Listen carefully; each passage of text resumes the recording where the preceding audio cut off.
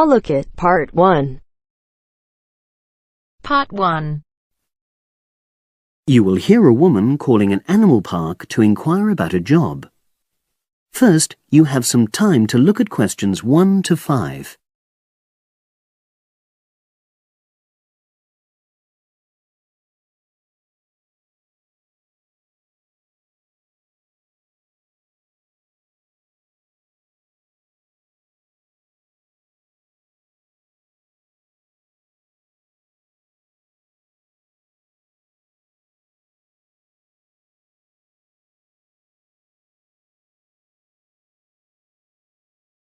Now we shall begin. You should answer the questions as you listen, because you will not hear the recording a second time. Listen carefully and answer questions 1 to 5.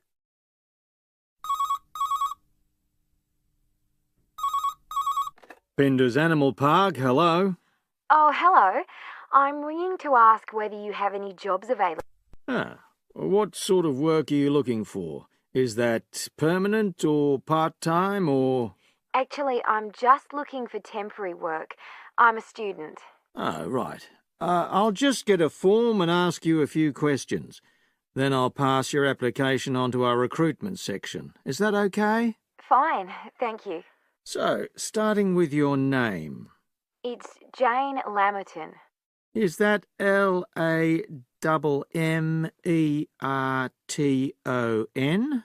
There's only one M in it. Oh, right. And your address? It's 42 West Lane. Right. And is that in Exeter? Yes. Okay. And can you give me your mobile phone number? 07792 430 921. Right. Now, the next thing is, when are you available to start work? I finish college on the 8th of June. That's in 3 weeks' time. But I can't start work till the 11th because I've got a hospital appointment on the 10th of June. No problem. Now, I need to ask you a few questions about the type of job that might be suitable. Do you have any particular kind of work in mind? It doesn't necessarily mean that you will get work in the field that you want, but I can record your preferences. Well, I'd do anything. And I have worked as an assistant animal keeper before, when I was still at school. But I'm studying at a catering college now, and I'd really like to get some experience as an assistant cook, if possible. Right. So that's your first choice.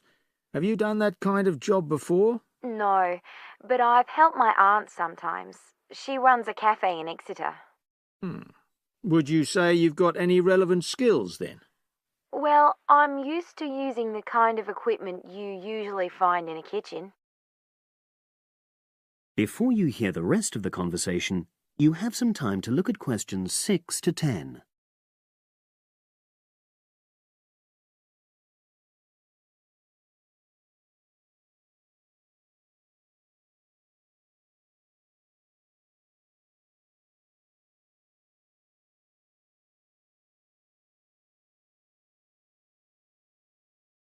Now listen and answer questions 6 to 10. Okay. And I know you're still studying, but do you already have any qualifications related to that kind of work? A hygiene qualification, for example? I haven't, no. But I've got a certificate in food handling. I did it before I decided to become a full-time student. Fine. Okay. That means you wouldn't need any specific training if you did get the kind of work you wanted. But you'd have to do a short course on first aid. All our new employees do that. It just takes half a day, and most people find it generally useful. Oh, yes, I'm sure it is. Well, that's about it, really. Just one last thing. Can you give me the name of someone who would give you a reference, like a previous employer or... Oh, yes. You can put Dr. Ruth Price. Okay. Is that one of your college lecturers? She's my college tutor. She's known me for over 2 years, and I'm sure she wouldn't mind. In fact, she's given me a reference before. Fine. We'd probably contact her by phone. Do you happen to know her number? I've got it on my phone, yes. It's 0208 685 114. That's a landline. Good. Well, as I say, I can't promise anything, but I'll pass your application on, and you should hear in a few days. Is there anything else? Just one thing. I suffer from a particular type of colour blindness, and sometimes employers have to make special arrangements for that. Okay, I'll make a note of that. It won't be good that you've made us aware of it. You can provide us with more details if you're offered a job. Okay. Thanks very much. Bye. Bye. That is the end of part 1. You now have half a minute to check your answers.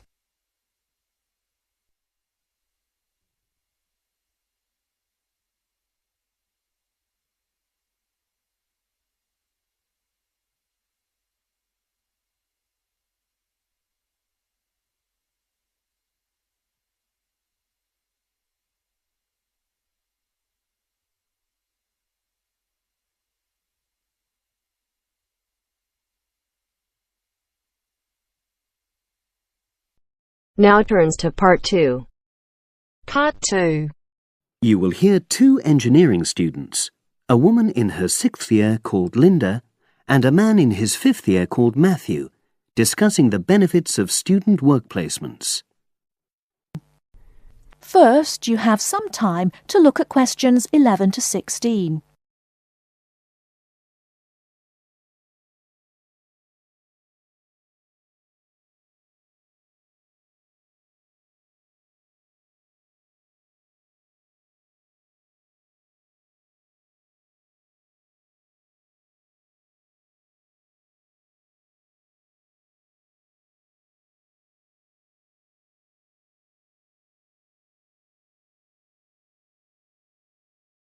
Now, listen carefully and answer questions 11 to 16. Hi, Linda. Can you spare a few minutes? Hello, Matthew. No problem. I just wanted to talk to you about temporary work placements. I've never really thought there was a good reason for doing one. I've got some savings, so I don't really need the money at the moment. But I've had an email from the university about a vacancy that looks quite interesting. You did a placement last year, didn't you? I did, yes. In my case, I wanted to find out if I was making the right career choice before I began applying for permanent jobs. I thought I wanted to work in car manufacturing, but I wasn't sure, so I applied to Toyota. What was the application process like? Lengthy. There were a lot of different parts to it. The dullest one was a psychometric test. You know, when you have to answer loads of questions about yourself. And you're trying to guess what's the best thing to say. Yes. Then there was an activity that we did in groups, which I found really fascinating. Engineers are renowned for being a bit unsociable, but I thought we made a great team. And we had an individual task too. We had to sort through various business documents and prioritize them. It was just like what you have to do as a student, really, just with different content. What exactly were you doing on the placement? I was helping to design some diagnostic software to identify any waste in the car assembly process. Do you mean waste of materials? No, time. Anything that can speed the process up helps to cut costs. How did the work placement compare to being a student? Was it hard work? Yes, it was. I'd had full-time work before. I've done various unskilled jobs during university holidays, and some of those involve long hours. So I thought I'd find it easy. I was wrong, though. I think when you're on placement, you're always trying to prove yourself. So you push yourself hard to succeed? Yes. But I got a lot of support from my employers. They were always helpful. And then, at the end of the placement, I was given formal feedback. Do you mean on your engineering ability? Well, no. I didn't really need that because we had team meetings every other day. And so I had the chance to discuss technical issues and ask about anything that wasn't clear. The evaluation was about general workplace things, like organizational ability, initiative, that sort of thing. I get the impression you think you benefited from the placement. Well, the best thing is that they've offered me a job for next year. Depending on my exam results, of course, but still. A permanent one? Yes. But apart from that, I learned so much. The industrial environment was much more demanding than the academic one, so my general skills improved, like time management, meeting deadlines. And on the technical side, I learned new software packages, like MS Project. Well, I think you've convinced me that work placements are worthwhile, but while you're here, can you give me advice on something else? Before you hear the rest of the talk, you have some time to look at questions 17 to 20.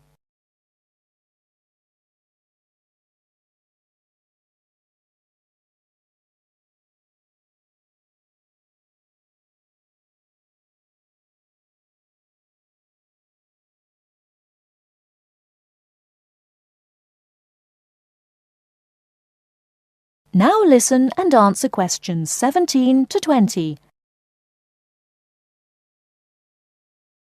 I'm about to make a start on the engineering materials module, and I've got a book list here. Can you have a quick look and tell me what you would recommend? That's if you can remember. Let's see.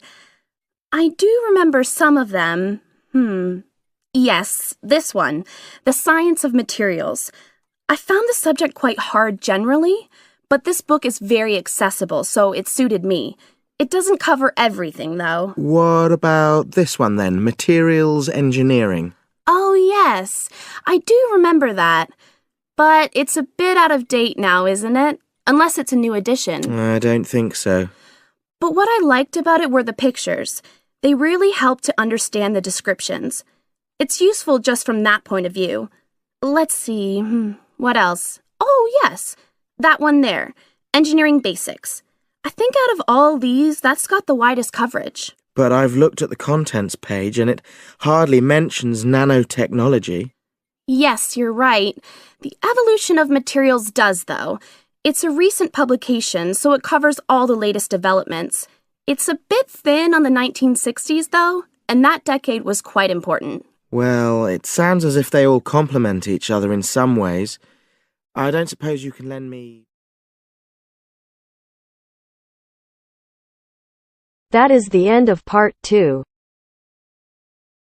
You now have half a minute to check your answers.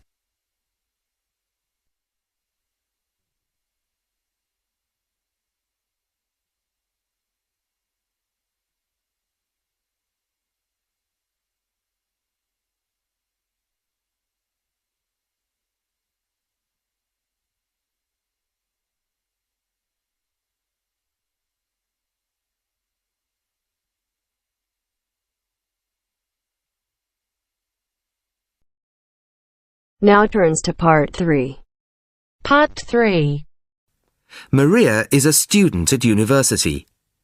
She has handed the first draft of an essay to her tutor. The tutor has read it, and now they are discussing ways the essay can be improved. First, you have some time to look at questions 21 to 25.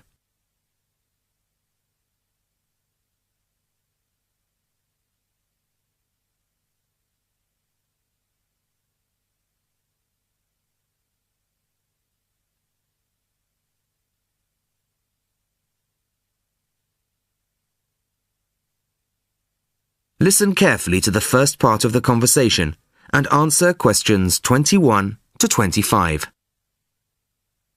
Well, Maria, I have to say I was quite impressed by your essay. It's a big improvement on the last one. Really? I'm glad. I put a lot more work into this one. I really spent ages on it. And it shows. You've addressed most of the problems I pointed out last time. In particular, the style and language are much more appropriate for an academic essay. So that aspect is okay? Absolutely. If you carry on like this, you shouldn't have any significant problems in that department.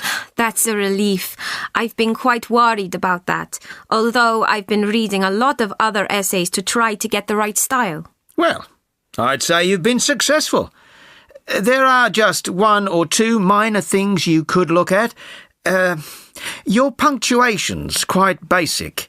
It's really just full stops and commas. And parentheses. Brackets? Yes, brackets if you prefer. In academic writing, these are best used only occasionally, if at all. You use them rather too often. Okay, I see. And I'm sorry to mention it, but your spelling. I know. But I'm working on a foreign computer. The spell checker doesn't work for English. Are you sure? Have you tried changing the setting to English? No, I haven't. Well, I should see if that's possible. I haven't marked you down this time, but, well, some of my colleagues are a bit old-fashioned about spelling. I'd try to get that sorted out if I were you. Okay, I understand. I'll try to change the setting. Before you hear the rest of the conversation, you have some time to look at questions 26 to 30.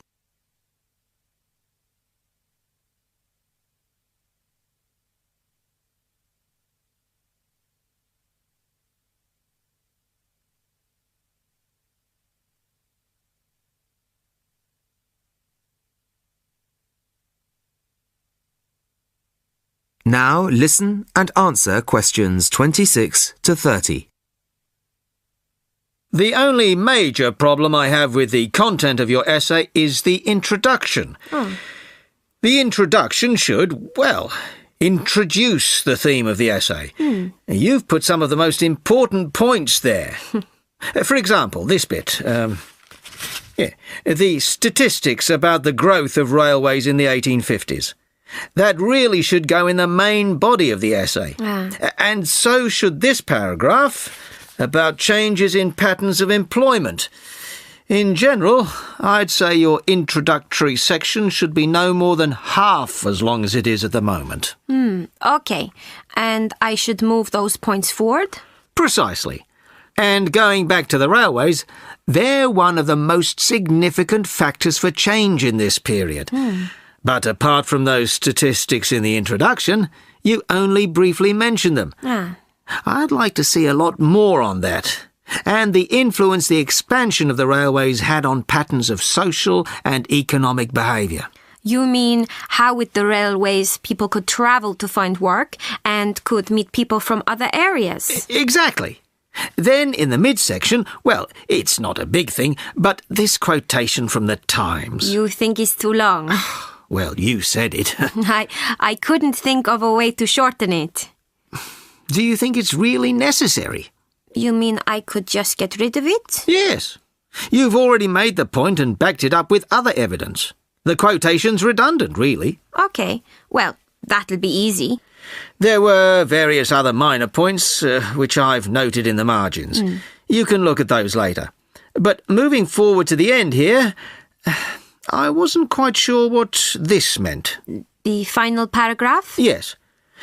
Are you saying that, on the whole, the changes of the mid-19th century tended to improve the lives of ordinary people or not? It's not very clear. It's not? No, it isn't. I'd add a few lines clarifying your position. Okay. When do you want the final draft? No, the end of term will be fine. But there was just one other thing, the bibliography. Did you really read all these books? No. Just the books you actually consulted will be fine. You don't need to include everything ever published on the subject. Right, okay. Thanks. Bye.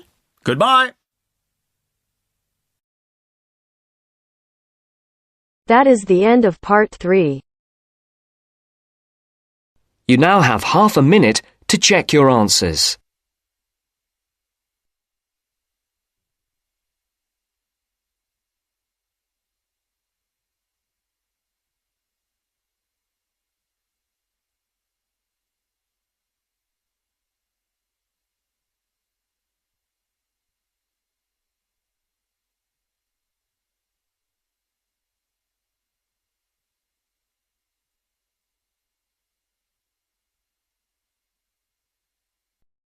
Now turns to part 4.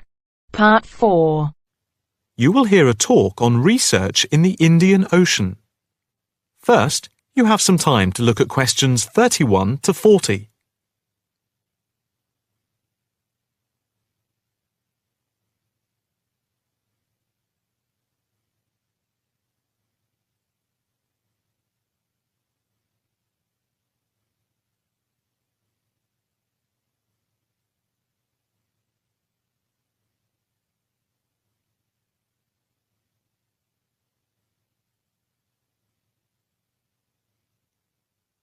Now listen carefully and answer questions 31 to 40.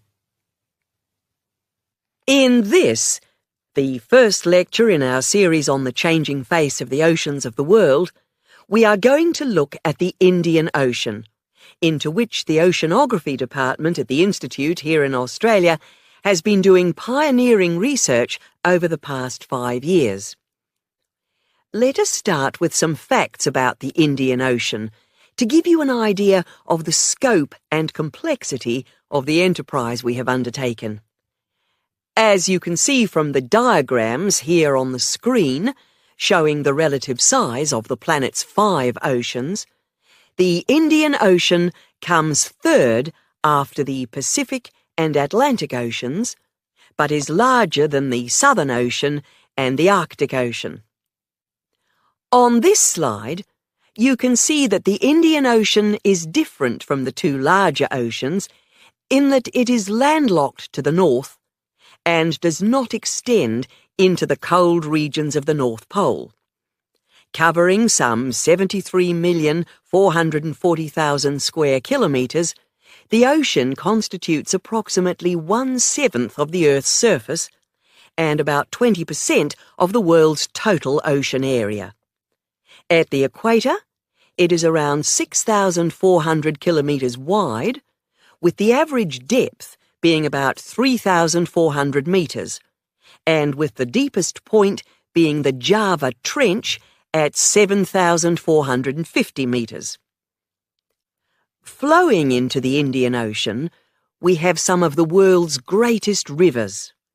The Zambezi here, the Ganges here, the Indus, the Brahmaputra, and the Tigris-Euphrates just here. The 2 largest islands in the Indian Ocean, Madagascar, here off the coast of Africa, and Sri Lanka, here off the southern tip of India, are structurally parts of the continents of Africa and Asia, while islands like the Seychelles are exposed tops of submerged ridges. The Maldives are low coral islands, and Mauritius and Réunion are volcanic cones. The surface waters of the ocean are warm, except where the ocean touches the cold waters to the south. A network of scientists, mainly oceanographers and meteorologists from around the world, are monitoring changes in the ocean's temperature and acidity, especially where it meets the Southern Ocean, in order to see how global warming is having an effect on the waters there. An assessment is also being carried out on how this is impacting on low-lying habitats and peoples in the more populated coastal regions around the rim of the ocean. In the warmer north, islands are vulnerable to even the subtlest changes in sea levels and tides, so they are being closely watched. Moreover, a close eye is being kept on wind changes, especially alterations to the monsoon rains, typhoons, cyclones, and any other natural phenomena. In addition to the information sent from the ship that we have stationed off Antarctica, in the south of the Indian Ocean, data are being transmitted round the clock from buoys anchored at various points around the ocean. 5 of these buoys are observing ice packs and icebergs coming into the Indian Ocean from Antarctica. Besides the buoys, data on cloud cover and wind and temperature change are received by satellite. Satellite images are also being used to record the size of the icebergs from the moment they break off from Antarctica. Their course is then mapped, as they move out into the Southern Ocean. Here at the Institute, the raw data from the various sources are received and the information is then constantly processed by a bank of computers. Once the data have been collated, the next step in the process is the analysis by experts here and at centres around the world, looking for even the slightest shift in patterns of temperature, wind, and sea levels. In the light of the fact that this is a global enterprise, the Institute is staffed 24 hours a day with researchers working in shifts, and we are in constant contact with centres all around the world. In total, 900 experts from around the globe are involved in the programme.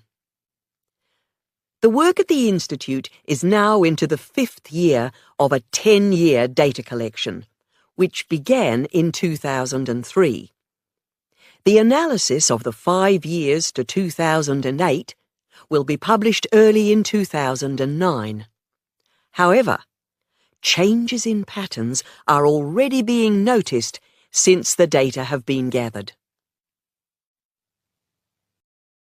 That is the end of part 4.